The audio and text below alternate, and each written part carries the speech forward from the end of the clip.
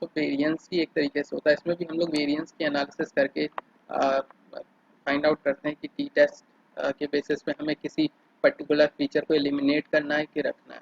ठीक है, बेसिकली ये तीन तरीके से किया जाता है। टी टेस्ट जो है तीन तरीके से किया जाता है, मतलब एक तो होता है वन वे टेस्ट होता है। ठीक है, आई मीन एक सिंगल फीचर सिंगल सैंपल को लेके हम लोग टेस्ट करते हैं।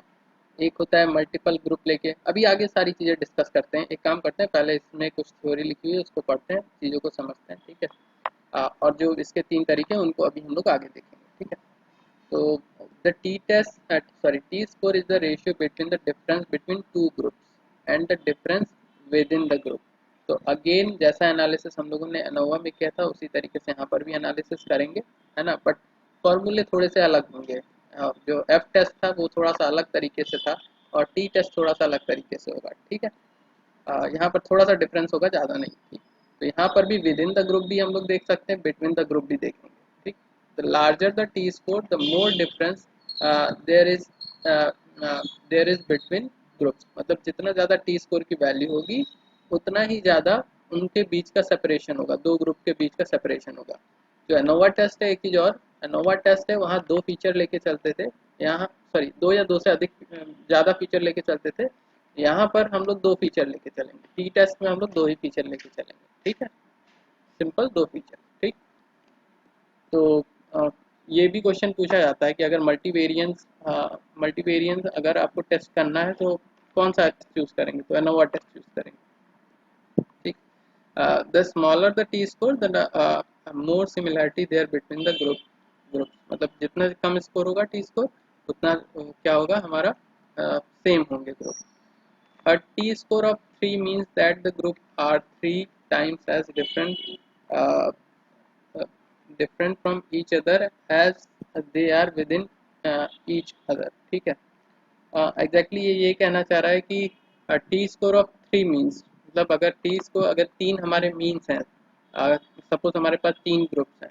ठीक है, अगर वो थ्री टाइम्स डिफरेंट हुए, मतलब उनके मीन अगर थ्री टाइम्स डिफरेंट हुए, अलग हुए, ठीक है, थ्री टाइम्स के बीच का सेपरेशन हुआ, तो हम कहेंगे कि वो सिमिलर नहीं है। ठीक है, अभी इस चीज़ का मतलब समझ में आएगा, सारी चीज़ें समझ में आएंगी, अभी जब ग्राफ प्लॉट करेंगे समझ में आएगा।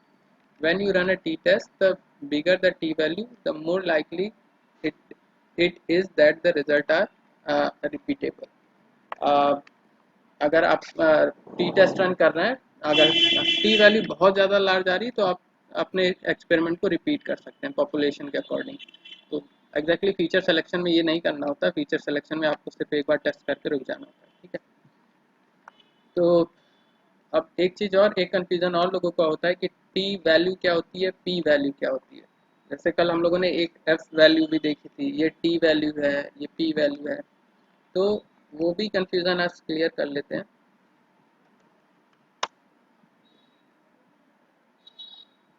तो एग्जैक्टली कल हम लोगों ने जो देखा था वो ये देखा था कि अ,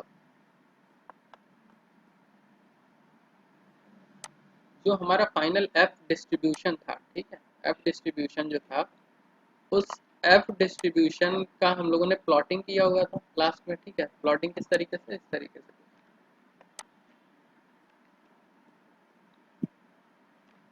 ठीक है, depend on degree of freedom के बेसिस पे ये प्लॉटिंग करी जाती है।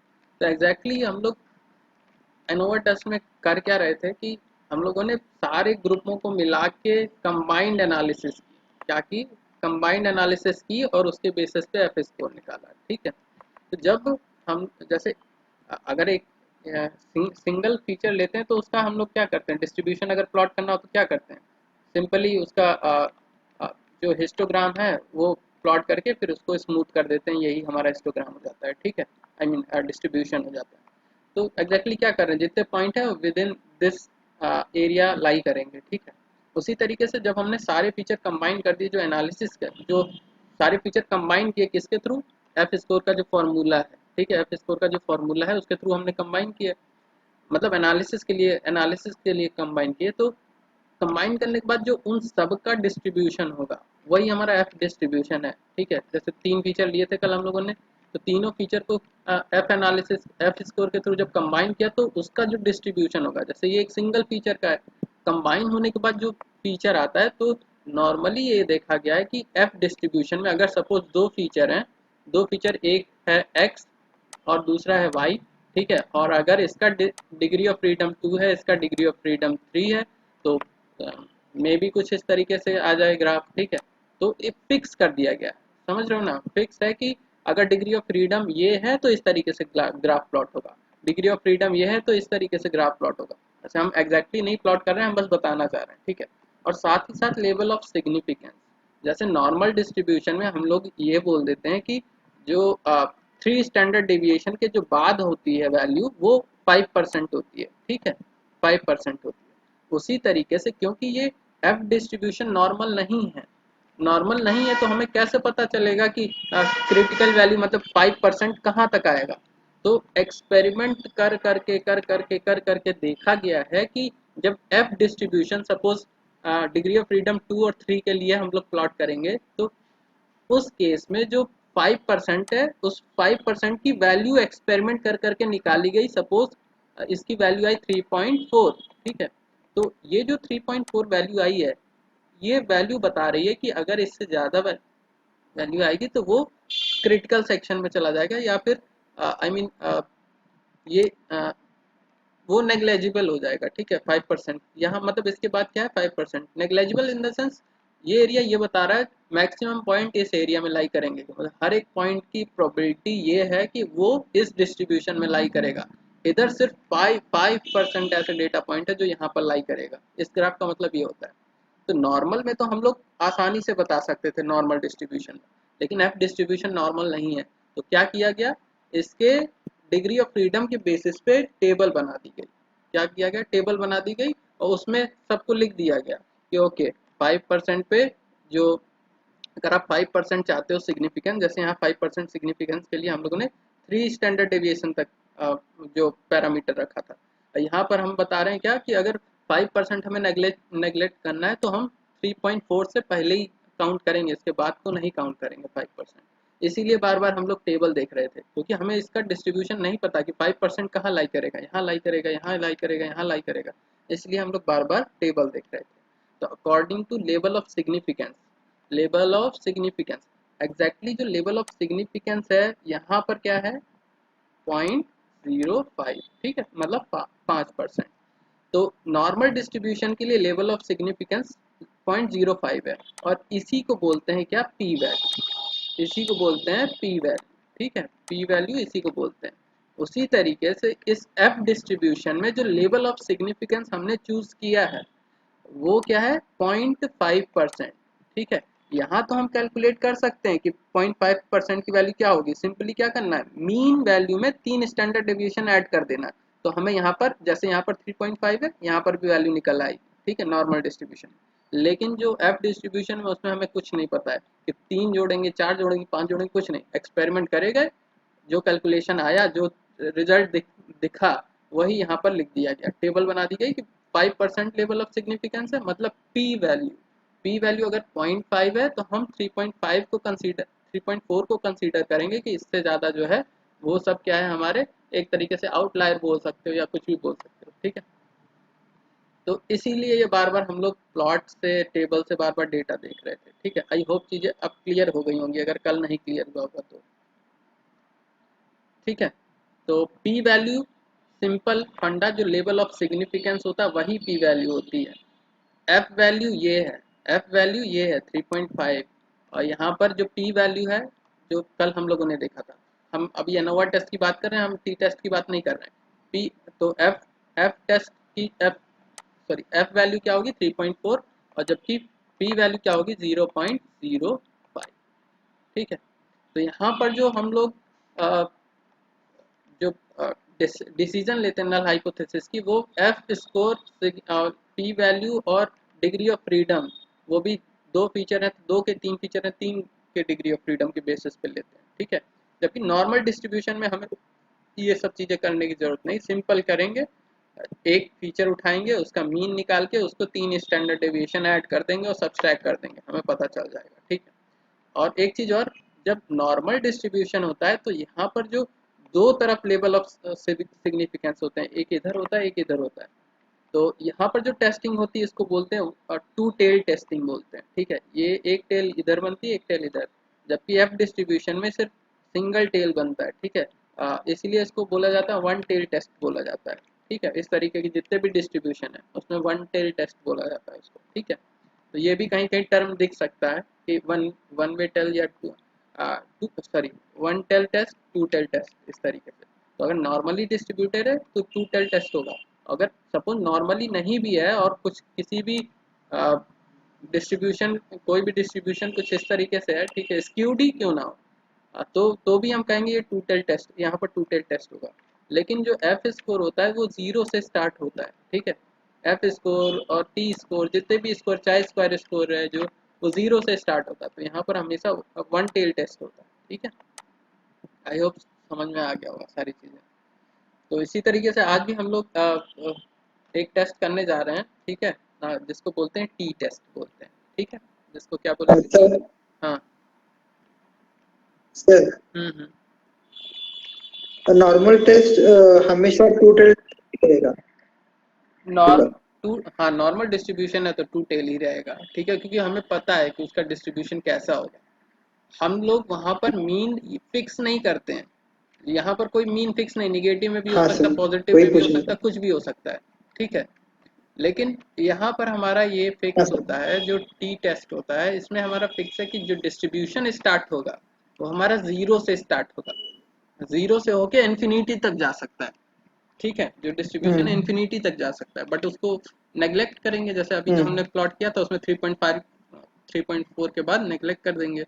वैसे एक जनरल पॉइंट हमने उठाया था, जरूरी नहीं 3.4 ही हो, टेबल से हम्म देखना है क्या वैल्यू है, क्रिटिकल वैल्यू क्या है। अगर डिग्री ऑफ फ्रीडम ये है, डिग्री ऑफ फ्रीडम 2 है, तो एग्जैक्टली क्या क्या किया जा रहा है, जैसे दो फीचर हमने उठाए, तो उन दो फीचर को जब आप मिलाएंगे तो प्रोबेबिलिटी जो होती है, मतलब वो जो प्रोबेबिलिटी होती है वो डिग्री ऑफ फ्रीडम पे डिपेंड करती है कि डिग्री ऑफ फ्रीडम क्या है। अगर सपोज डिग्री ऑफ फ्रीडम 1 है और दूसरे की 2 है, तो वो प्रोबेबिलिटी ये होगी कि जब कंबाइन करेंगे डेटा को तो वो डिस्ट्रीब्यूशन जो है कुछ एफ डिस्ट्रीब्यूशन की तरह होगा, या फिर कुछ आई मीन कुछ टी डिस्ट्रीब्यूशन की तरह होगा, कुछ चाय स्क्वायर डिस्ट्रीब्यूशन की तरह होगा। लेकिन ये कैसे पता चलेगा कौन सा डिस्ट्रीब्यूशन होगा? सिंपल है, आपने टेस्ट कैसे कंबाइन कैसे किया है, आपने एफ टेस्ट के फॉर्मूले से अगर आप कंबाइन किया है तो भैया एफ डिस्ट्रीब्यूशन होगा, टी टेस्ट के फॉर्मूले से किया तो टी डिस्ट्रीब्यूशन होगा, चाय स्क्वायर से किया तो चाय डिस्ट्रीब्यूशन होगा, ठीक है। तो जिस फॉर्मूले से आपने किया उसी का टेबल देखना है आप, ठीक है। हम्म। हम्म, तो हाँ सर। तो ये था हमारा क्या, टी वैल्यू और पी वैल्यू। आई होप समझ में आ गया होगा टी वैल्यू क्या है। अगर हमारा टी टेस्ट है, अगर जैसे अभी तो हम लोगों ने एफ टेस्ट दिया था, और टी टेस्ट भी कुछ इसी तरीके से होता है, ठीक है। टी टेस्ट भी कुछ इसी तरीके से होता है, ऑलमोस्ट उसी तरीके, बट ये है कि जो टेबल होगी वो डिफरेंट होगी, ठीक है। टी भी कुछ इसी तरीके से होता है, ठीक है। तो यहाँ पर जो लेवल ऑफ सिग्निफिकेंस होगा, ठीक है, इसको बोलेंगे पी वैल्यू। और टी वैल्यू क्या होगी इस लेवल ऑफ सिग्निफिकेंस के लिए, मतलब इस पी वैल्यू के लिए जो क्रिटिकल टी वैल्यू है, क्रिटिकल टी वैल्यू है वो क्या है, उसको टी वैल्यू बोलेंगे, ठीक है।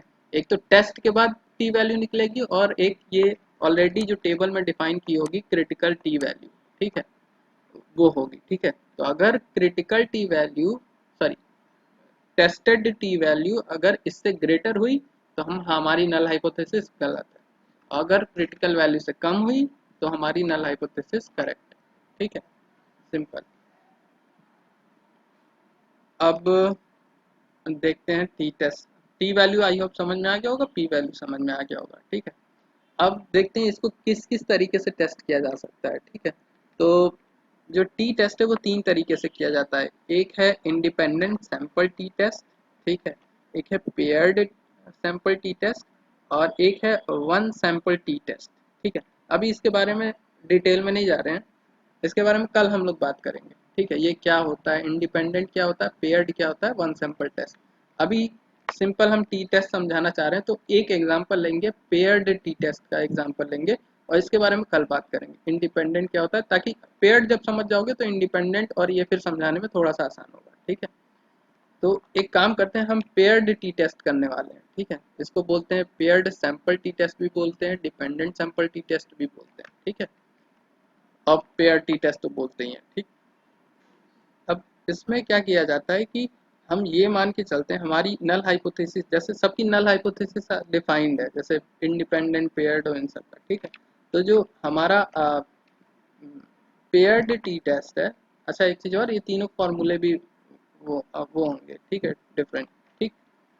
तो अभी हम लोग पेयर्ड टी टेस्ट करने वाले हैं, उसके फॉर्मूले से हम लोग क्या करेंगे, डिस्ट्रीब्यूशन करेंगे, ठीक है, मतलब प्रोबेबिलिटी का मेजरमेंट करेंगे, ठीक। तो नल हाइपोथेसिस में ये मानी जाती है कि अगर हमारे पास दो सैंपल हैं, मतलब दो फीचर हैं और वो इंडिपेंडेंट हैं, ठीक है। तो इसमें कह रहा है for the independent sample t test is μ1 equals to μ2, ठीक है, मतलब इसका मीन और इसका मीन बराबर होगा। In other word it assume the mean are equal, मतलब मीन आर इक्वल है, दो सैंपल हमने ले लिए और वो क्या है, इनका मीन इक्वल है। with the paired t-test the null hypothesis is that the pairwise difference between the uh, two two test is equals to mu d equals to 0. The difference between the two tests is very subtle, कुछ गलत लिखा हुआ, which one is choose based on the data collection method, ठीक है। इस अभी इसके बारे में ज़्यादा डिटेल में नहीं, बस सिंपल ये समझते हैं कि हमारी जो हाइपोथेसिस है वो क्या है, μ1 इक्वल्स टू μ2, मतलब दो फीचर हमारे क्या है, ऑलमोस्ट सेम है, ठीक है, μ1 इक्वल्स टू μ2, ठीक। अब सबसे पहले हम डेटा सेट क्रिएट करेंगे। सपोज हमारे पास दो डेटा सेट हैं, सॉरी एक डेटा सेट है जिसमें दो फीचर हैं, स्कोर 1 और स्कोर 2। सब्जेक्ट 1 में स्कोर 1, सपोज एक स्टूडेंट ने स्कोर इतना किया, दूसरे ने इतना स्कोर किया, ठीक है। इसी तरीके से सब्जेक्ट 2 में एक स्टूडेंट ने इतना स्कोर किया, दूसरे ने इतना किया, ठीक है। तो जो हमारा फॉर्मूला होता है टी वैल्यू कैलकुलेट करने का, वो क्या होता है, ये होता है, ठीक। summation of d divided by n and divided by root square of summation of d square minus summation of d और फिर उसका square divided by n, again divided by n minus one. अब इसका मतलब क्या है, d क्या है, sum of difference sum of x y from step 3, अभी बताते हैं एग्जैक्टली क्या है ये। सपोज हमारे पास दो फीचर हैं, तो दोनों फीचर की वैल्यू का डिफरेंस है ये। जैसे हमारे पास स्कोर 1 स्कोर 2 है, तो हर एक रो में से उसके करस्पॉन्डिंग, मतलब स्कोर 1 में जो वैल्यू है, स्कोर 2 में जो वैल्यू है, दोनों को सब्सट्रैक्ट करके एक नया कॉलम बना लेंगे, ठीक है। फिर D2 क्या कह रहा है, sum of the squared difference, sum of the squared difference मतलब कौन सा, ये वाला, ठीक है। Sum of the squared difference मतलब स्कोर 1 माइनस स्कोर 2, ठीक है, स्कोर 1 माइनस स्कोर 2 का होल स्क्वायर, और समेशन ऑफ डी और फिर स्क्वायर है। मतलब क्या है कि पहले हम लोग x माइनस वाई सब्सट्रैक्ट करेंगे, फिर सबका सम करेंगे और फिर जो वैल्यू आएगी उसको स्क्वायर करेंगे, ठीक है। अब ये तीन चीज़ निकल गई तो बाकी सारी चीज़ें निकल गई। n हमें पता ही है, नंबर ऑफ सैंपल्स हो गया, ठीक। तो एक एक करके निकालते हैं हम लोग चीज़ें। आज वैसे 9 बजे मुझे कहीं जाना है, ठीक है, तो 9 ही बजे तक क्लास होगी आज, उसमें जितना भी कवर हो जाए। तो सबसे पहले हम लोग क्या करेंगे, दोनों में से सब्सट्रैक्शन करेंगे। मतलब पहले हमें क्या निकालना, डी निकालना। डी का मतलब क्या है, एक्स माइनस वाई, मतलब स्कोर 1 माइनस स्कोर 2। तो एक एक रो का हम क्या करेंगे, सब्सट्रैक्शन कर लेंगे, ठीक है। तो सारी रो हमारी सब्सट्रैक्ट हो गए। अब फॉर्मूला में वापस जाते हैं। नेक्स्ट फॉर्मूला हमारा क्या है,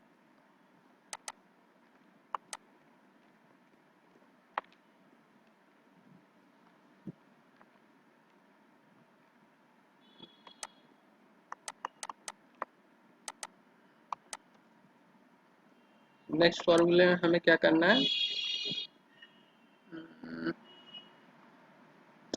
आज नहीं, खैर नेक्स्ट, ये हमने कैलकुलेट कर लिया सिग्मा ऑफ डी, ठीक है। मैं ठीक है, अभी कैलकुलेट नहीं किया, बस डी कैलकुलेट किया, अभी सिग्मा नहीं कैलकुलेट, मतलब समेशन नहीं कैलकुलेट किया, डी कैलकुलेट कर लिया। डी क्या है, एक्स माइनस वाई, ठीक है। अब जो सम ऑफ डी होगा, समेशन ऑफ डी होगा, वो क्या होगा, इन सब का सम। तो ये जो हमारा निकल के आएगा, ठीक है, स्टेप 1 स्टेप 2, ठीक है, ये जो हमारा निकल के आएगा वो क्या होगा, डी होगा, ठीक है, वो क्या होगा, डी होगा। फिर डिवाइडेड बाई एन बाद में करेंगे, देखेंगे, ठीक है। नेक्स्ट हमें क्या निकालना है, डी स्क्वायर निकालना है। तो डी स्क्वायर का मतलब क्या है, जो x माइनस वाई है, पहले x माइनस वाई करेंगे फिर उसका स्क्वायर कर देंगे, ठीक है। तो यहाँ पर हम लोगों ने किया हुआ है, पहले 3 माइनस 20 और फिर जो भी वैल्यू आएगी उसको स्क्वायर करेंगे और यहाँ पर पुट कर देंगे, ठीक है। इसी तरीके से हर एक रो के करस्पॉन्डिंग क्या करेंगे, उसमें सब्सट्रैक्ट करके स्क्वायर करते चले जाएंगे, ठीक है। और यहाँ पर भी देखो क्या किया गया है, समेशन किया गया है, कहाँ पर, हाँ यहाँ भी समेशन किया गया है। तो हमें इन सब का सम निकालना पड़ेगा, ठीक है। ये हमने सम निकाल लिया। तो ये क्या है, सिग्मा डी, ये क्या है, सिग्मा डी स्क्वायर है।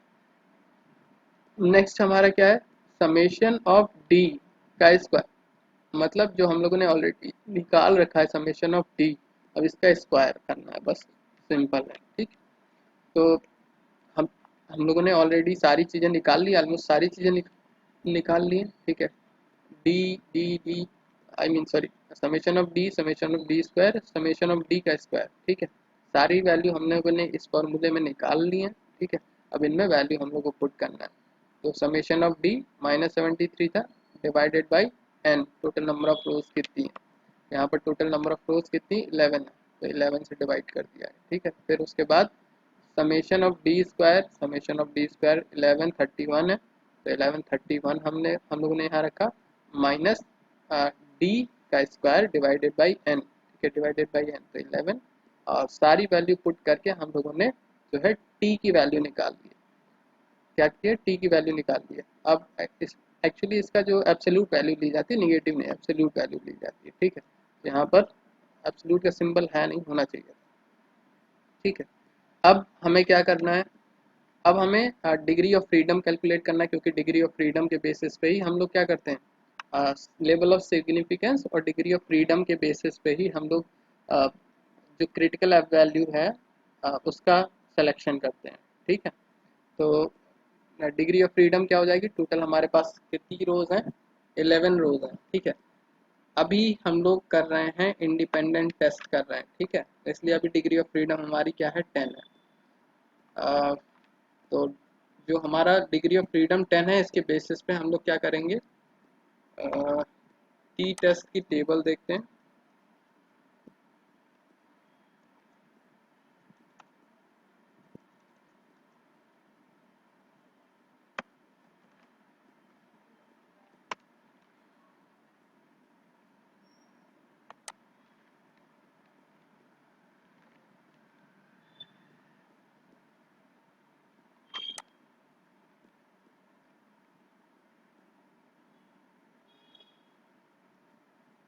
डिग्री ऑफ फ्रीडम क्या है हमारी, 10 है।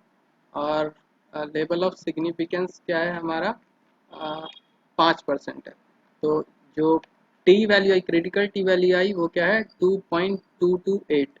और हमारे जो फॉर्मूले में निकला है, सॉरी फॉर्मूले से निकला है, वो क्या है 2.74।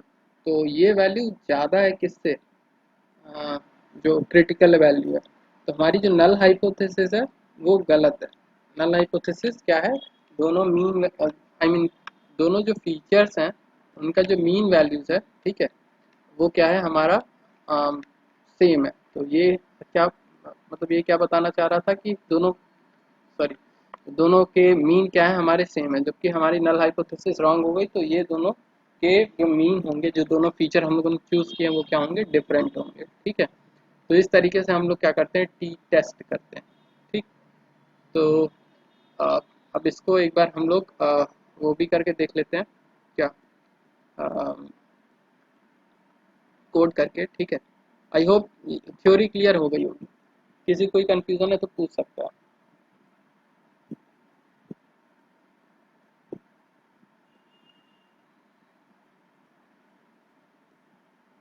Hello no sir. No sir. Prajyot. Hello. No हाँ सर। सर। ऋषभ। सिंपल है, कुछ नहीं है। अच्छा एक चीज और देख लेते नहीं हैं, सर। टी डिस्ट्रीब्यूशन का ग्राफ भी देख लेते हैं।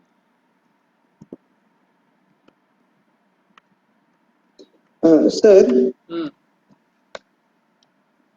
हेलो। हाँ बोलो बोलो। सर हमें ये अभी जो टी वैल्यू एफ वैल्यू की जो टेबल है हमें बोलो। मालूम नहीं है। अगर आप यही से टेबल हमें अगर व्हाट्सएप पे सेंड करते हैं तो हम उसको डाउनलोड करके रखें।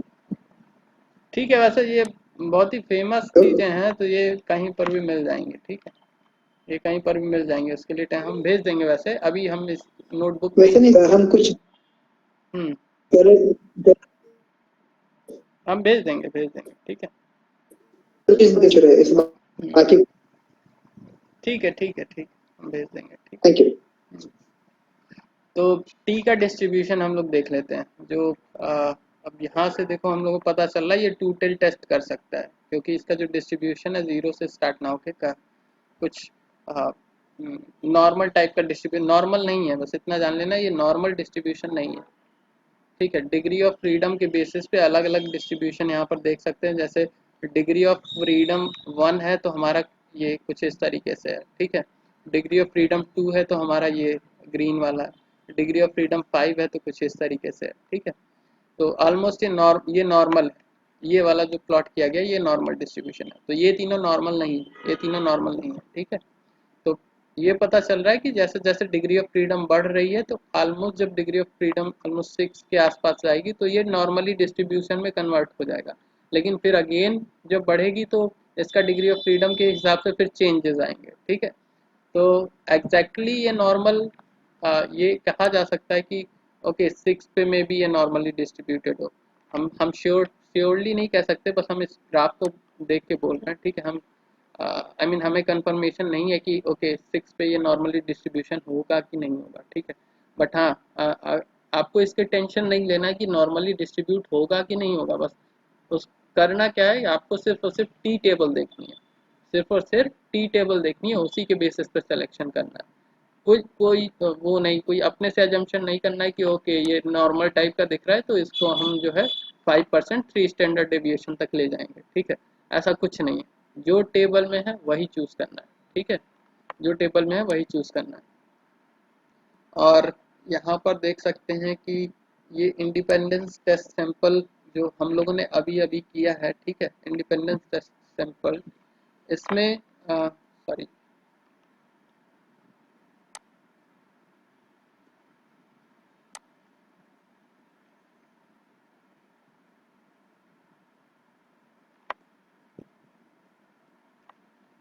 एक चीज़ देखो गलत बता दी हमने, मतलब सही था, गलती से यहाँ पर इंडिपेंडेंट हो गया, डिपेंडेंट टेस्ट है।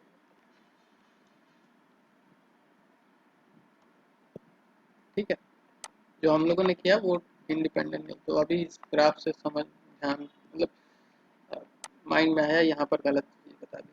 एक्चुअली जाहिर सी बात है, डिपेंडेंट मतलब आपस में सेम होंगे, इसी वजह से डिपेंडेंट होंगे। ठीक है, तो इसीलिए हमने क्या ले लिया है कि अब μ1 इक्वल्स टू μ2, इंडिपेंडेंट का मतलब अलग अलग है फीचर, तो μ1 μ2 कहाँ से सेम होगा। ठीक, अभी इसे दिमाग में अभी अचानक से स्ट्राइक किया कि ये चीज़ गलत है। खैर ठीक है, इंडिपेंडेंट नहीं, हम लोग किसका कर रहे हैं, डिपेंडेंट का।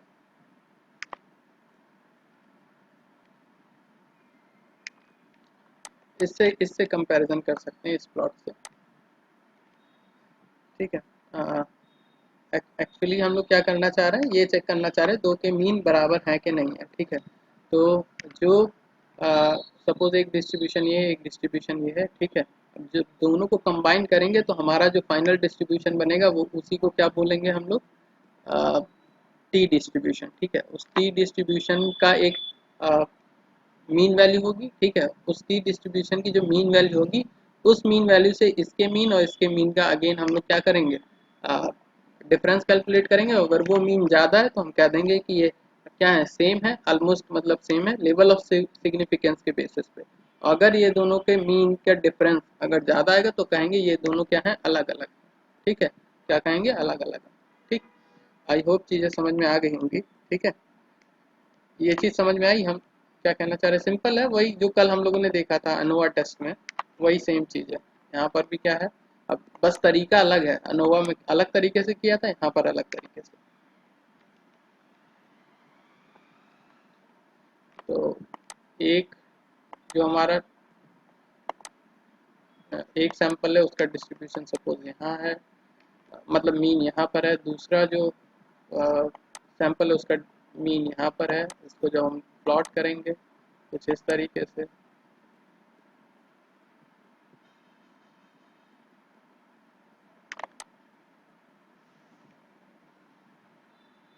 और जब सपोज कंबाइन किया तो सपोज कुछ हमारा इस तरीके का डिस्ट्रीब्यूशन आया, ठीक है, कुछ इस तरीके का डिस्ट्रीब्यूशन आया तो इसका कुछ मीन होगा, ठीक। अब जो ये मीन है, मीन से जो प्रीवियस वाला जो जो दो फीचर हैं उनसे कैलकुलेट करेंगे क्या, डिस्टेंस कैलकुलेट करेंगे। और अगर ये दोनों का सम, ये डिस्टेंस इन दोनों जो डिफरेंस आए हैं इन दोनों का सम अगर ज़्यादा है तो हम कहेंगे कि ये दोनों अलग अलग सैंपल हैं, और अगर इनके बीच का डिफरेंस कम होगा तो कहेंगे सेम सैंपल है। जाहिर सी बात है जब ये दोनों एक दूसरे क्लोज आएंगे तो ये डिस्टेंस कम होगी, है ना, और जैसे जैसे दूर जाएंगे ये डिस्टेंस बढ़ती जाएगी, ठीक है।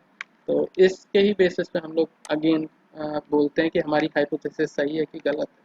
तभी क्योंकि हमारा जो हाइपोथेसिस है वो गलत आया है, मतलब इनका मीन और इनका मीन दोनों का मीन अलग है, तो हम लोग ये कह सकते हैं कि ये जो है फार अवे है एक दूसरे से, ये वाला फीचर और ये वाला फीचर फार अवे है, ठीक है, एक दूसरे से। वापस चलते हैं हम लोग और अब इसका कोड देखते हैं, ठीक है, इसको परफॉर्म कैसे करते हैं। तो अगेन हम लोग क्या करेंगे, इसको इसको वैसे दो जगह से किया जा सकता है, मतलब जो टी टेस्ट है एग्जैक्टली साइकिट लाइन में नहीं है, आप लोग स्पेसी लाइब्रेरी का यूज़ कर सकते हो, ठीक है। और रिसर्च पाई करके एक लाइब्रेरी है, इसमें भी स्टैटिस्टिक्स, जो स्टैटिस्टिक्स की लाइब्रेरी है इसमें आप लोग टी टेस्ट कर सकते हो, ठीक है। साईपाई में भी साईपाई डॉट स्टैट के अंदर टी टेस्ट अवेलेबल है और रिसर्च पाई के अंदर अवेलेबल है। तो बाय डिफ़ॉल्ट कैगल में जो रिसर्च पाई इंस्टॉल नहीं है तो आपको पहले इसको इंस्टॉल करना पड़ेगा, आप इंस्टॉल करेंगे फिर उसके बाद इसका यूज़ करके हम लोग एफ स्टैट करेंगे। तो अगेन हमने क्या किया, आयरिस डेटा सेट को क्या किया है, इंपोर्ट कर लिया है, ठीक है, आयरिस डेटा सेट को इंपोर्ट कर लिया हम लोगों ने। अब रीड करेंगे डेटा सेट को, अगेन हम लोग क्योंकि दो फीचर के बीच का कंपैरिजन देख रहे हैं, ठीक है, तो हम लोगों ने क्या किया, दो फीचर ले लिए, पेटल लेंथ और पेटल विड्थ, दो फीचर हम लोगों ने ले लिया, ठीक है। अब दो फीचर लेने के बाद इसमें हमें टी टेस्ट परफॉर्म करना है, तो हम क्या करेंगे, ये जो हमारी रिसर्च पाई है जिसको हमने आरपी से इंपोर्ट किया हुआ है, लिखेंगे आरपी डॉट टी टेस्ट और डी एफ, जो जो फीचर के बीच में आप कंपैरिजन करना चाह रहे हैं, ठीक है, जिस भी फीचर के बीच में आप लोग कंपैरिजन करना चाह रहे हैं उसके बेसिस पे बोलेंगे, ठीक है। तो डी एफ पेटल लेंथ और डी एफ पेटल विड्थ, दो फीचर आप लोगों ने सेलेक्ट किए। अब जब इसको रन कराएंगे तो ये काफ़ी सारी चीज़ें रिटर्न करके देता है, ये ऑलमोस्ट पूरी पूरी स्टैटिस्टिक्स रिटर्न करके देता है, ऐसा नहीं कि कोई एक चीज़ रिटर्न करके दे रहा है, ठीक है ना। तो जैसे मीन भी रिटर्न करके देगा, नंबर ऑफ सैंपल भी रिटर्न करके दे देगा, स्टैंडर्ड डेविएशन भी रिटर्न करके देगा, बहुत सारी चीज़ें रिटर्न करके देगा, ठीक है। तो इसमें एक एक चीज़ यहाँ पर आप लोग को मिलेगी, जो एग्जैक्टली हमें क्या चाहिए, टी वैल्यू चाहिए। तो यहाँ पर आपको सेकंड नंबर पे टी वैल्यू मिल रही है, ठीक है, क्या मिल रही है, टी वैल्यू मिल रही है। यही टी वैल्यू आपको क्या देखनी है, कहाँ पर देखनी है, टेबल में देखनी है, कहाँ देखनी है, टेबल में देखनी है। तो डिग्री ऑफ फ्रीडम क्या होगा, सबसे पहले तो कैलकुलेट करेंगे डिग्री ऑफ फ्रीडम। तो डिग्री ऑफ फ्रीडम यहाँ पर इसने कैलकुलेट करके बताया 298 डिग्री ऑफ फ्रीडम है। तो जाना है आपको डिग्री ऑफ फ्रीडम 298 का टेबल टेस्ट करना है। तो 298 का पता नहीं है यहाँ पर दिखाया है।